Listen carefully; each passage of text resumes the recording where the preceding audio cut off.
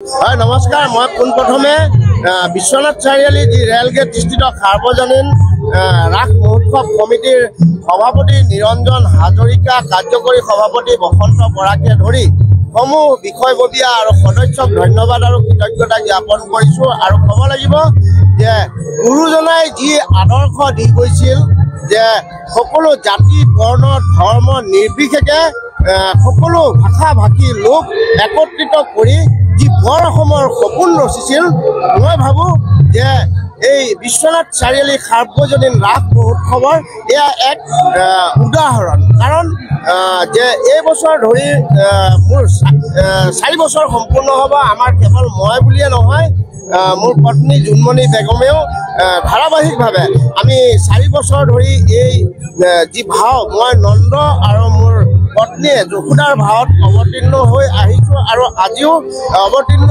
হৈছোঁ।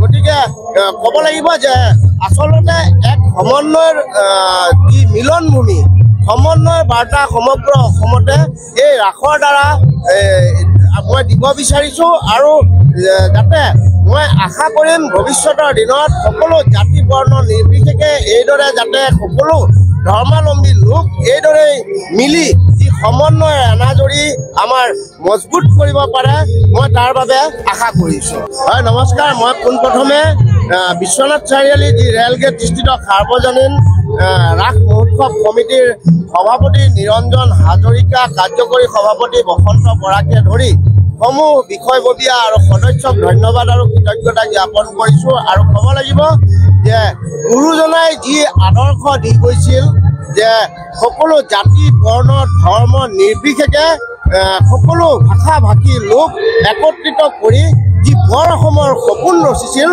মই ভাবোঁ যে এই বিশ্বনাথ চাৰিআলি সাৰ্বজনীন ৰাস মহোৎসৱৰ এয়া এক উদাহৰণ। কাৰণ যে এই বছৰ ধৰি মোৰ 4 বছৰ সম্পূৰ্ণ হ'ব। আমাৰ কেৱল মই বুলিয়ে নহয়, মোৰ পত্নী জোনমণি বেগমেও ধাৰাবাহিকভাৱে আমি 4 বছৰ ধৰি এই যি ভাও, মই নন্দ আৰু মোৰ পত্নীয়ে যশোদাৰ ভাৱত অৱতীৰ্ণ হৈ আহিছোঁ আৰু আজিও অৱতীৰ্ণ হৈছোঁ।